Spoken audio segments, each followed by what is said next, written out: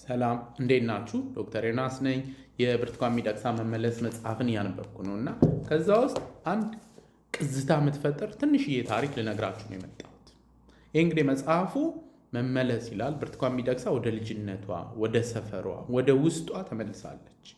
ከተመለሰችባቸውና ሼር ካደረገቻቸው ነገሮች አንዱ የልጅነት ጨዋታዎች ነው እና እዚህ ላይ እንግዲህ ቅዝታ የሚፈጥር አንድ ጨዋታ አለ፣ የሴቶች ጨዋታ። እሱን ሼር አደርጋችኋለሁ። ቅዝታ እንግዲህ አዳዲስ ቃላቶች አሉ መመለስ ላይ። ከነዛ ካገኟቸው አዳዲስ ቃላቶች አንዱ ቅዝታ ነው። ኖስታልጃ የሚባለው በእንግሊዝኛ። በአማርኛ ይመስለኛል ቁዘማና ትዝታ አንድ ላይ ተቀላቅለው ነው ቅዝታ የተፈጠረው እና ቅዝታ ማለት ትዝታ ሆኖ ደስ የሚል ነገርም አለው፣ የሚያሳዝንም ነገር አለው፣ ናፍቆትም አለው፣ ከዛ ሀዘንም አለው። እነዚህ ሲቀላቀሉ አይነት ነገር ይመስለኛል። ኤኒዌይ እንግዲህ ስለ ልጅነት ጨዋታ ስታወራ አንዳንድ ቅዝታ የሚፈጥሩ እና አሳዛኝ በሀዘን ልብን የሚቦረቡሩ ጨዋታዎች አሉ።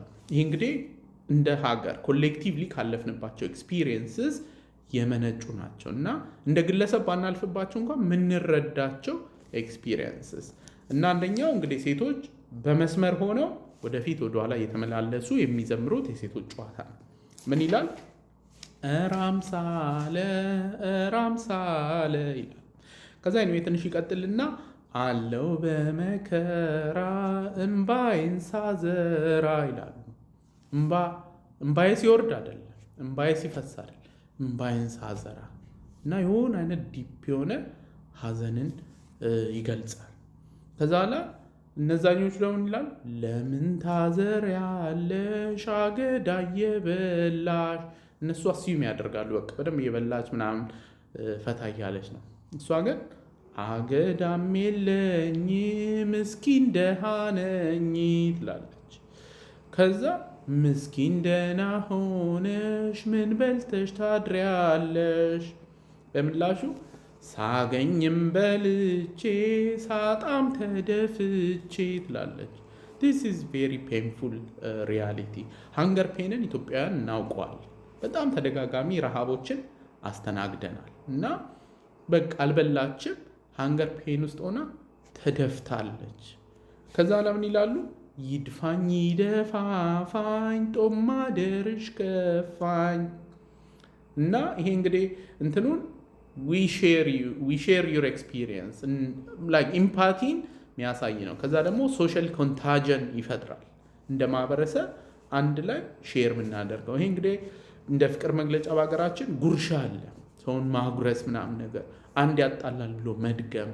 ከዛ በላይ የሆነ ሰው ሲያሳዝነን ሆዳችን ይንሰፈሰፋል።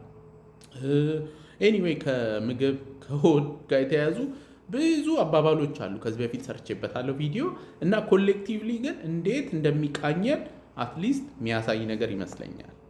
ቀጥሎ እንግዲህ እንደ አልተርኔቲቭ የእንትን አማራጭ ሊሆን ይችላል። ምን ይላል? የቤትሽን ኮይ አልበሰለም ወይ ብለው ይጠይቃሉ። ከዛ ቢበስል ባይበስል የምትመጪ መስል። ከዛ መምጣቱንስ መጣው አንድ አጫዋች አጣው ትላለች። እዚህ ጋር ደግሞ ሌላ ሀዘን። ለካ እንባ ማዝራቷና መከፋቷ ብቻ አይደለም፣ ሃንገር ፔኑንና ሳትበላ ተደፍታ ማደሯ ብቻ አይደለም። ከዛ ለካስ ሎንሊም ናት፣ ብቸኛ ናት። እንግዲህ ይሄ ሁሉ ሲጨመር ምን አይነት ሀዘን ኢቮክ እንደሚያደርግ ማሰብ ትችላላችሁ።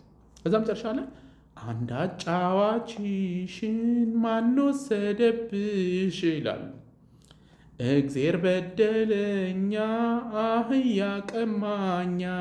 ይህ እንግዲህ እግዜር በደለኛ የሚለው ሴንስ ኦፍ ኤጀንሲ የለንም። ብዙ ጊዜ እንቅፋት መታኝ፣ ፀሐይን መታኝ ምናምን ነው የምንለው እንጂ እኔ እንቅፋቱን መታወት አንልም። ወይም ደግሞ ፀሐይ እንዳይመታኝ ዣንጥላ ይዘን አንወጣም። ብዙ ኤክስፕሬሽንስ በዚህ ጋር የተያዘ መጥቀስ እችላለሁ።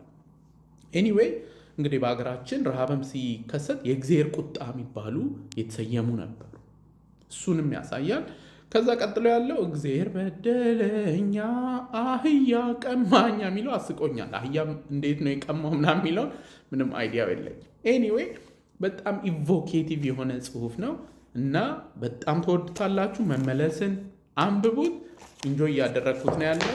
በተከታታይ እንግዲህ ቪዲዮ ሰራላችኋለሁ። ሁልጊዜ እንደምለው ያለ አእምሮ ጤና የለም። ደህና ሁኑ።